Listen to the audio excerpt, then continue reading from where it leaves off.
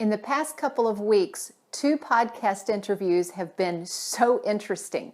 One, because the host seemed to be tracking with the truth, but the reality was he was reinforcing the big lie. Not by his own fault, it's just such a subtle big lie. The other host, he was on the surface buying into the big lie 100%, but in actuality, he was really the one more open to the truth. The problem with the big lie is it is so enmeshed in our society. It's like a dye that it touches something and it stains, and you really have to work to get the truth back into it. I am so passionate about this, and it is such an important topic that I'm re-releasing a video to help you defeat the big lie in your life. So put down your distractions, listen closely, because you can shift to the truth.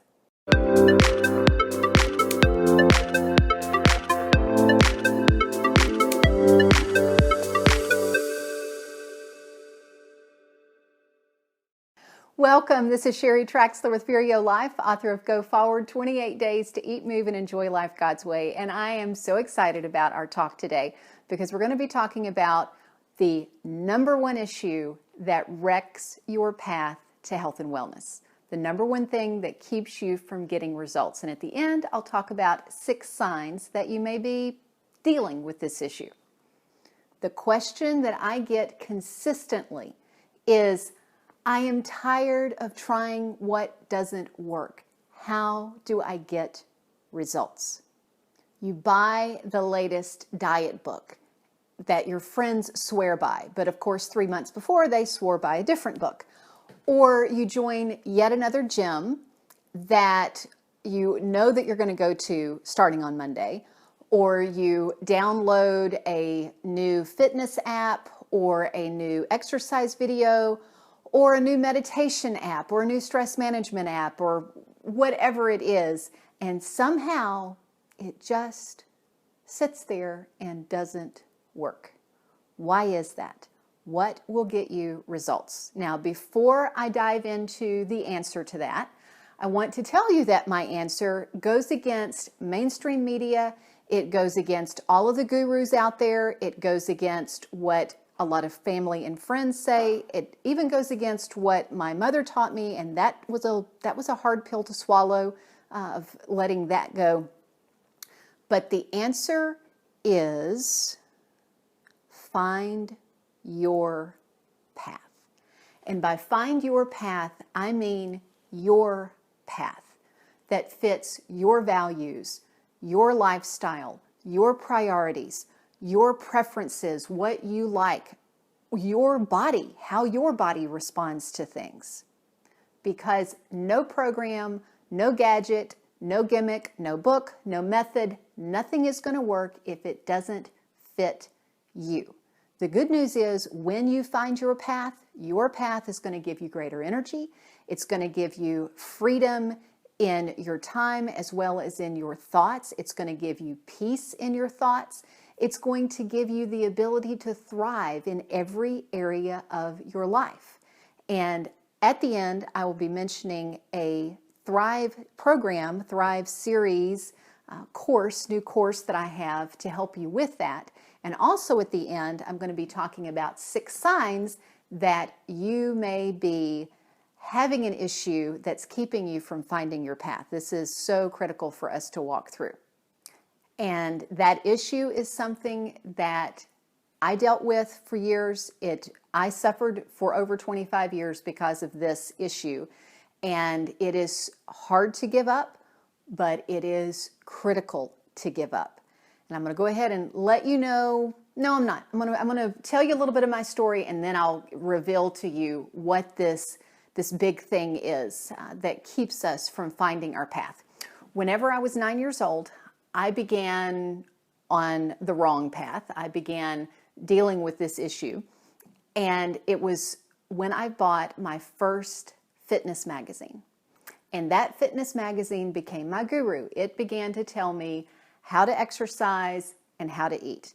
Well, there was an issue with that. And I'm going to take a little side journey because you know how I like to teach. The issue with that was that book, that magazine, became my sense of self and overrode what we call autonomy. Because we all have this sense of autonomy, this sense of self, this sense of boundary, our ability to choose, our will. And I outsourced that to that magazine. And I allowed that magazine to tell me what I should eat and how I should exercise. It became my source instead of me having that. Well, the problem with that is there's only so long before that sense of autonomy can be outsourced or put down before it says enough is enough. When I was still in the mode of letting it tell me what to do, I got really into it. Not only was I analyzing what was on my plate, I was analyzing what was on the plate of everybody in my family. In fact, my father has told me that they quit enjoying going out to eat as a family because I would analyze what was on everybody's plate. Also, my exercise was dictated completely by what the magazine said. So I formed this routine that I would get up out of bed with a fever. I really did this. High fever, got out of bed to finish my exercise for that day. Totally out of bounds. Well, by the time I got to college, that sense of autonomy had really had its fill of these magazines and books. And at that point, I would go to a party and I would eat perfectly, but then I would come home and eat half a bag of cookies of my roommates. Or this came up when I was reading in some journals. I'm a journaler. I've been a journaler all my life. When I was reading in some journals from college about my diet, and I journaled a lot at that time, but also counted calories and logged all of that in my journal. And I was berating myself at that time. I was berating myself for sneak eating some donuts. How horrible I was to do that. Well, I didn't pay attention at that time, but reading it now was able to see several days before that, I had been training heavily. I was running a lot. I was running cross country, running extra mileage. I was starving myself, counting calories. And so no wonder my body was craving that kind of sugar and fat in donuts. I see that now. I didn't see it then. Other people thought that I was self-disciplined. I wasn't, because self-discipline comes from the self. It comes from the inside. I was simply forcing myself to conform to these external, outside, somebody else's rules. Then, after the autonomy, kicked back in, there was still all these guilt feelings, and it just took me a long time to get through that lie, breaking through that mentality. It can be done, and so now I'm at that place that I can go to a party and eat the veggie sticks because that's actually what I want. I know I can have the cookies, but I'm not interested in them because I know I can have them. Or I can pass by donuts and not care about them because I've discovered I really actually don't like donuts. You can get to that place of freedom when you give up the big lie. And here's the big lie. Here's that thing that wrecks having your path. There is one way to be healthy, and you must conform your life to that one way. That's the big lie. And we believe it. And I want to give you 6 signs that you may be believing it. Sign number 1. You skip your exercise or you skip meal prep because something came up. Well, problem is that something took this much time, but because you are believing it's all or none, because you're believing that you've got to do every bit of it or it doesn't count, then you end up missing what really is your path, because your path says something is better than nothing. Sign number 2. You go work out and you push yourself to this super high intensity until you can't walk the next day. Then you're not back at the gym for several weeks. Why? Because you've believed go hard or go home. No pain, no gain. Or some guru has told you if you don't get into this certain zone of intensity, it doesn't do you any good, so don't even bother. No. Your path says you learn what level of intensity your body enjoys, and that's what you do. Sign number 3. You eat foods that bore you, or if you eat something that is not according to this particular plan, you feel guilty because somebody somewhere has told you if it tastes good, spit it out. It can't be good for you.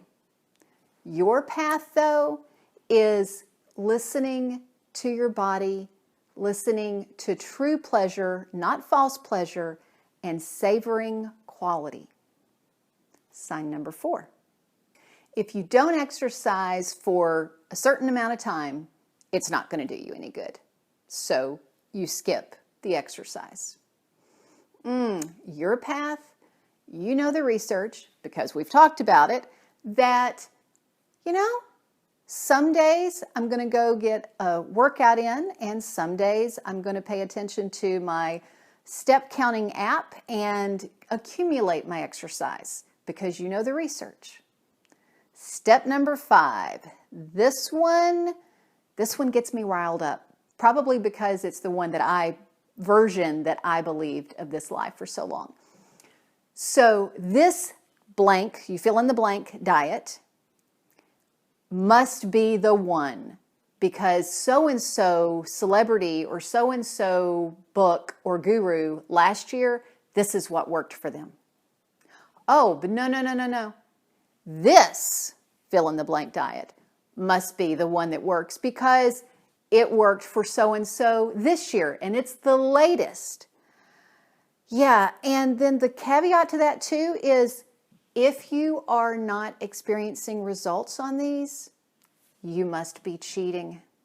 You must be cheating. However your path is, you know what works for your body because you've learned what works for your body, and you also recognize that what you eat is not a moral issue. That's a whole nother lesson in itself.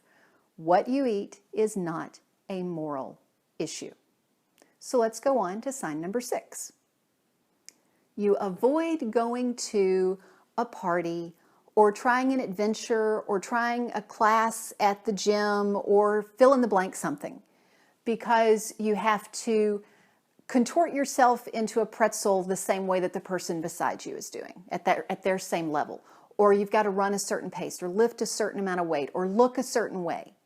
You miss out on something in life because of shame or something physical limitation that you have in comparison. Your path, though, you recognize those are lies. Those are somebody's opinions that do not matter, and you're focused on your life and your truth for your body, and that's what you listen to. All of these paths, all of these ways of thinking fit into the lie.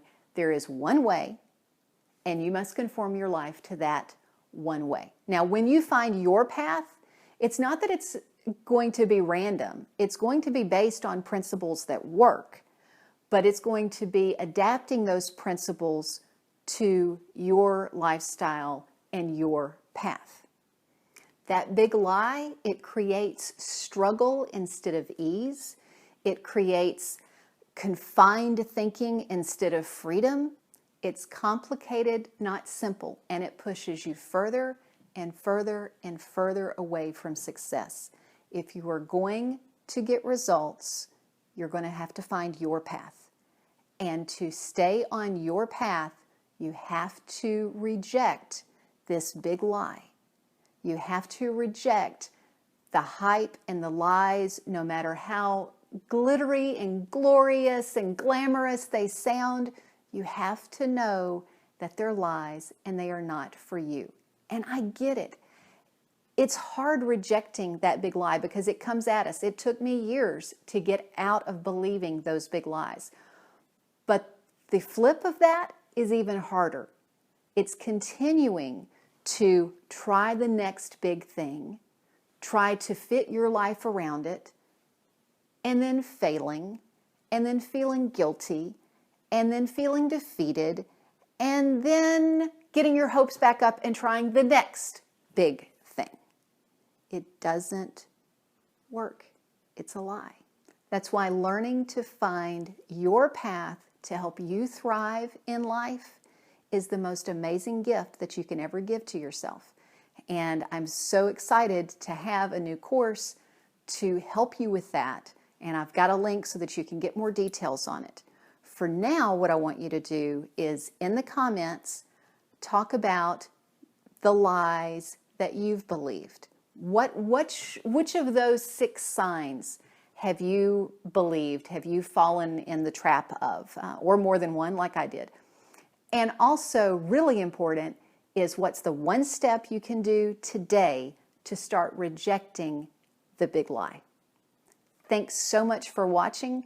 Put those comments in of what you have believed and also the steps you're taking to stop believing it. And until next time, find your path and fulfill your potential. Thanks.